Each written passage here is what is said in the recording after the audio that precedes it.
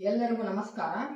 ಇವತ್ತು ನಾ ಹೇಳೋ ವಿಷಯ ಅಂದ್ರೆ ಈಗ ಎಲ್ಲರೂ ಏನೋ ಆಗಲಿ ಸ್ವಲ್ಪ ಜ್ವರ ಬಂದ್ರು, ನೆಗಡಿ ಬಂದ್ರು, ಸ್ವಲ್ಪ ತಲೆನೋವು ಬಂದ್ರು, ಒಂದು ಸ್ವಲ್ಪ ರೋಗ ಬಂದ್ರೆ ದವಾಖಾನೆಗೆ ಹೋಗಕ್ಕೆ ನಿಲ್ತಾರೆ ಜನ. ದವಾಖಾನೆಗೆ ಹೋಗೋದು ತಪ್ಪು ಅನ್ನಂಗಿಲ್ಲ. ಏನಾದರೂ ಭಾಳ ಆಯ್ತಂದ್ರೆ ಹೋಗೋದು ಚಲೋ. ಸ್ವಲ್ಪ ಒಂದು ತಲೆನೋವಿಗೂ ಹೊಟ್ಟೆ ನೋವಿಗೂ ದವಾಖಾನೆಗೆ ಹೋಗ್ತಾರ.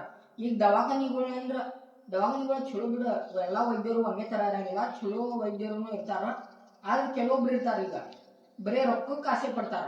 ಈಗ ದವಾಖಾನೆ ಹೆಂಗಂದ್ರೆ ಡಾಕ್ಟರ್ಗಳು ನಮಗ ಪೇಷಂಟ್ಗಳು ಆರಾಮಾಗಲಿ ಅಂತೇಳಿ ವಿಚಾರ ಮಾಡಂಗಿಲ್ಲ. 100% ಎಲ್ಲರೂ ಚಲೋ ಡಾಕ್ಟರ್ ಇರ್ತಾರೆ. ಇನ್ನು ಕೆಲವೊಬ್ರು ಇರ್ತಾರ ಪೇಷಂಟ್ಗಳು ಎಷ್ಟು ಜಾಸ್ತಿ ಬರ್ತಾರ ಅಷ್ಟು ನಮಗೆ ಚಲೋ ದವಾಖಾನೆ ಚಲೋ ರೊಕ್ಕ ಬರ್ತೈತಿ ಅಂತಾರ. ಅದು ಆದ್ರಿಂದ ಈಗ ಕೆಲವೊಂದು ಡಾಕ್ಟರ್ಗಳು ಪೇಷಂಟ್ಗಳು ಆರಾಮಾಗಾಕ ಔಷಧ ಕೊಡಂಗಿಲ್ಲ.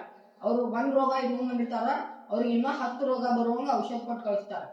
ಆದ್ರಿಂದ ಜನಕ್ಕೆ ನನ್ನ ಸಲಹೆ ಏನಂದ್ರ ಇಟ್ಟಿಟ್ಗ ಒಳ್ಳೆ ದವಾಖಾನೆಗೆ ಹೋಗೋದ ತಪ್ಪಿಸ್ರಿ. ಈಗಿನ ಜನ ಹೆಂಗಂದ್ರ ಸ್ವಲ್ಪ ಆರಾಮಾಗ್ಲಿ ದವಾಖಾನೆಗೆ ಹೋಗ್ತಾರ, ಅವ್ರದೇನೋ ತಪ್ಪಿಲ್ಲ. ಆದ್ರೆ ಈಗಿನ ಕಾಲ ಕಲಿಯುಗದಾಗ ಎಲ್ಲ ಉಲ್ಟಾ ಪಲ್ಟಾ ಆಗಾಕತ್ತೈತಿ.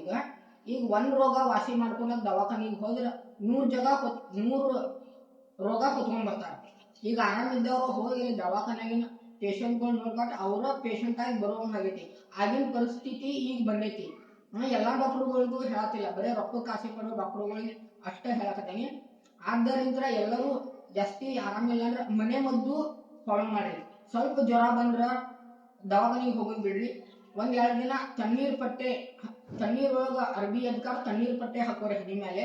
ಆದ್ರೂ 2 ದಿನ ಆರಾಮಾಗ್ಲಿಕ್ಕೆ ಆಮೇಲೆ ದವಾಖಾನೆಗೆ ಹೋಗ್ರಿ. ಸ್ಟಾರ್ಟಿಂಗ್ ದವಾಖಾನೆಗೆ ಹೋಗ್ಬೇಡ್ರಿ. ಇದನ್ನ ಗುಣವಾದ ಕಾಯಿಲೆಗಳಿಗೆ ಮನೆಯಲ್ಲಿದೆ ಮದ್ದು ಅಂತ ನೆನಪಿರ್ಬೇಕು. ಅಡಿಗೆ ಮನೆಯ ಆಸ್ಪತ್ರೆ, ಅಡಿಗೆ ಮಾಡಕ್ ಬಳಸ್ತಾರಲ್ಲ ಅದ ಸಾಮಗ್ರಿಗಳ ಔಷಧ ಅಂತ ತಗೋಬೇಕ. ಕೆಲವೊಂದು ಮನಿಗಳಿಂತ್ರ ಔಷಧ ರೂಪದಾಗ ನಾವು ಏನ್ ತಿಂತೇವಿ ಅದ ಚಲೋ ಆಕೈತಿ.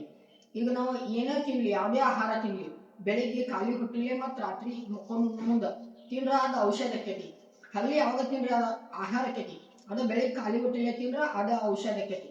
ಆದ್ದರಿಂದ ಎಲ್ಲರೂ ಮನೆ ಮದ್ದನ್ನ ಜಾಸ್ತಿ ಬಳಸ್ಬೇಕಂತೇಳಿ ನನ್ನ ಸಲಹೆ ಆಗೈತಿ. ಆದ್ರಿಂದ ಈ ನನ್ನ ಮಾತು ನಿಮಗೆ ಇಷ್ಟ ಆತಂದ್ರ ನನ್ನ ಲೈಕ್ ಮಾಡ್ರಿ, ಫಾಲೋ ಅಪ್ ಮಾಡ್ರಿ.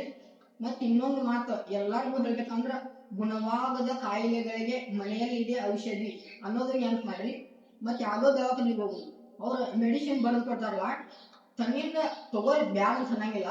ಅದನ್ನ ಯಾವುದೇ ಮೆಡಿಸಿನ್ ಕೊಟ್ಟರು ಪೈಲ ಮೊಬೈಲ್ ಒಳಗೆ ಚೆಕ್ ಮಾಡಿ ತಗೋರಿ.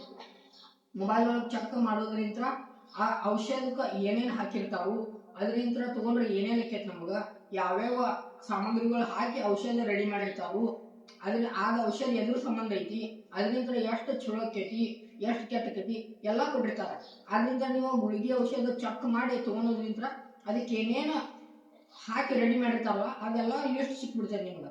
ಆದ್ರಿಂದ ಪದಾರ್ಥಗಳು ಮನ್ಯಾಗ ಇದ್ರೆ ಆ ಪದಾರ್ಥಗಳನ್ನ ತಿನ್ನೋಕೆ ಚಾಲು ಮಾಡ್ರಿ. ಇಲ್ಲೇ ನಿಮ್ಗೆ 90% ಕಾಯಿಲೆಗಳು ಆರಾಮಕ್ಕಾವಂತ ಹೇಳಕ ಇಷ್ಟಪಡ್ತೀನಿ. ಡಾಕ್ಟರ್ಗಳು ವಿಡಿಯೋ ನೋಡೋದಿದ್ರೆ ಭಯಕ್ಕೆ ಹೋಗ್ಬೇಡ್ರಿ.